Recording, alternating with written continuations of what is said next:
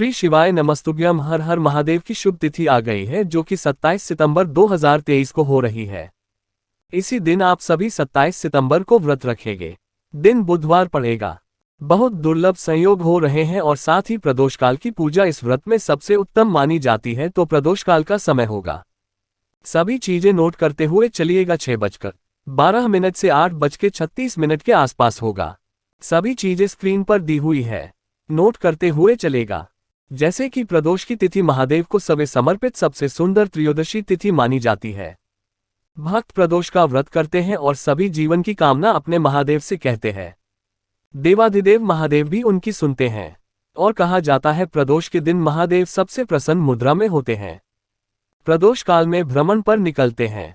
जो भी वक्त जो प्रदोष का समय बताता है उस समय या प्रदूषक की तिथि में सरलतम तरीके से कोई बिना भारत के भी उपाय पूजा पाठ नियमित तैनाती लेता है तो महादेव तुरंत उसकी कामना सिद्ध करते हैं। तो आप सभी को इस सरलतम दिन को छोड़ना नहीं है।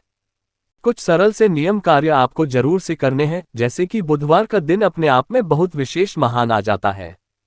गणपति जी की पूजा करने के लिए भी आप सभी को सरलतम भाव से इसे कार्य को करने का निश्चित रूप से प्रयत्न करना चाहिए। जैसे मैंने बताया, प्रदोष व्रत नहीं भी करते हैं तो भी कार्य करें।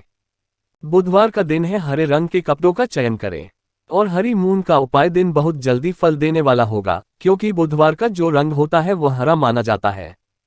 उसी से संबंधित उपाय दान पुण्य जल्दी फलित होते हैं। तो देर न करते हुए गुरुजी का सबसे पहला सरल उपाय आपको बताना चाहूंगी, जो प्रत्येक व्यक्ति को चलते फिरते सरलतम भाव से करना चाहिए। कैसे करना है, क्या करना है, ध्यान से सुनिए। सबसे पहले ये कामना विवाह के लिए भी हो सकती है। संतान सुख सभी के लिए किया जा सकता है। 7 की संख्या में आपको मात्र बेलपत्र ले लेना है और कच्चा सूत लेना है। श्री शिवाय नमस्ते भी हम कहते हुए चले जाना है। महादेव के मंदिर में पूर्व या उत्तर दिशा की ओर आपको अपना मुख्य लेना है और कहां पर बैठना है ध्यान रखने योग्य बात है। आपको नंदी जी का जो उठा हुआ पैर है ना, जो नंदी जी का उठा हुआ पैर है उसी स्थान को आपको बैठ जाना है। आप सभी को साथ में जल का लोटा कच्चा सूत लेकर जाना है और साथ में एक दीपक भी जरूर से लेकर जाइएगा। नंदी महाराज के उठे हुए पैर के स्थान पर बैठकर शिव पर चढ़ी हुई बेलपत्र भी ले सकते हैं या स्वयं से भी आप सभी बेलपत्र ले सकते हैं। घर से ले जाए और साथ ही बेलपत्र की संख्या ले, कच्चा सूत ले, नंदी जी का उठा हुआ पैर है जहां पर वहां पर बैठकर आप सभी अपना नाम गोत्र बोलकर, अपनी मनोकामना बोलकर, दुख तकलीफ पीड़ा बोलकर, जो भी विशेष कामना है या जिसके लिए भी कर रहे हैं उसका स्मरण करते हुए एक के ऊपर एक रखकर 7 बेलपत्र को आप कच्चे सूत्र में पूर्ण रूप से बांध दीजिए। एक साथ जो है मनोकामना बोलते बोलते हुए इसे कच्चा सूत दंडी में पूर्ण रूप से लपेट दीजिए। आगे का जो हिस्सा है ना, जो आगे का हिस्सा होगा बेलपत्र, उनकी बात कहते हुए आपको लाल चंदन लगा देना है। पूरी तरह से लगाने के बाद अपना नाम गोत्र, वही बात पुरानी में स्मरण कर रही हूँ। जो भी प्रक्रिया मैंने बताई उस विधि से आपको श्री शिवाय नमस्तुभ्यम मंत्र का जाप करते हुए अपनी जो भी बात का कामना है सिद्ध हो। इस प्रार्थना के साथ यह बेलपत्र जो आपने पूर्ण रूप से इस तरह से कच्चा सूत मनोकामना का बांध रखा है, आगे अपने लाल चंदन लगा रखा है, शिवलिंग पर समर्पित कर देना है। सरल सा उपाय है, आप कर देखिएगा। इस बुध प्रदोष के दिन आपको लाभ होगा, दुख तकलीफ कटेगी और जीवन में आने वाली कष्ट भी मिटेंगे। अभी तक अटके हुए रुके हुए कार्य भी पूर्ण रूप से संपन्न हो जाएंगे। कर देखिएगा, लाभ होना निश्चित है। ये बात हो गई पहले उपाय की। आप बात कर लेते हैं दूसरे उपाय की। गुरुजी कहते हैं जब भी जीवन में परेशानी आ रही हो तब आप सभी को सरलतम भाव से 5 बेलपत्र ले लेने चाहिए। एक जल का लोटा ले लेना चाहिए। जल के लोटे में 5 बेलपत्र डाल लें। संभव हो तो समीपत्र ले लीजिए। संभव नहीं हो पाता, किसी स्थिति में समीपत्र नहीं मिल पाता है, तो आप सभी जो है उस समय पत्र के अंदर उस समीपत्र का भाव करते हुए चावल के दाने भी जरूर से डाल दें। डालें, समीपत्र के भाव से अलग डालें। एक दान अक्षत अलग से डालें और एक गुड़ का टुकड़ा डालकर श्री शिवाय नमस्ते भी हम कहते हुए श्री मंदिर चले जाएं और शिव मंदिर में आप सभी पूर्वी उत्तर दिशा की ओर मुख करते हुए बैठ जाएं। एक दीपक लगाएं, घर के मंदिर में भी एक दीपक लगाएं और अपनी मनोकामना बोलते हुए सरलतम भाव से जो सामग्री बताई है जल की लोट्स के अंदर डालकर आपको अपनी मनोकामना कहते हुए शिवलिंग पर सरलतम भाव से समर्पित कर देना है। जीवन में जो भी रुके अटके कार्य होंगे, जो अभी तक अपूर्ण अवस्था में हैं, संतान चाहिए, नौकरी चाहिए, धन संपदा चाहिए, प्रदोष व्रत का पूरा फल आपको प्राप्त करना है तो इस कार्य को तो बिना व्रत के भी आपको करना ही चाहिए। निश्चित ही आपके भाग्य खुल जाएंगे।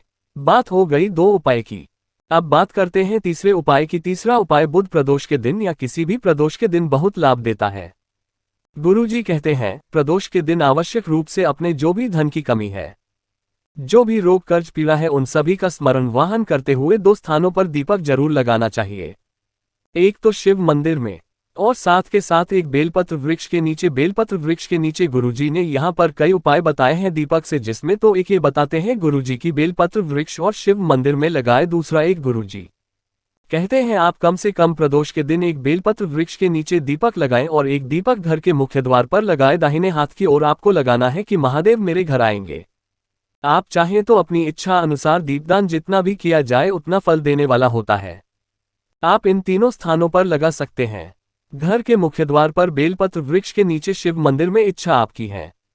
नहीं कर सकते तो शिव मंदिर और घर के मुख्य द्वार पर तो जरूर से लगाएगा। बेलपत्र पेड़ कठिन है, दूर है तो उस स्थान को और आप छोड़कर सरलतम भाव से जो है जिस स्वरूप में है उससे पूजाएं हो गई। जानकारी यह है व्रत अपने आप में अद्भुत है, विशेष है, सब कामना सिद्धि में सहायक है।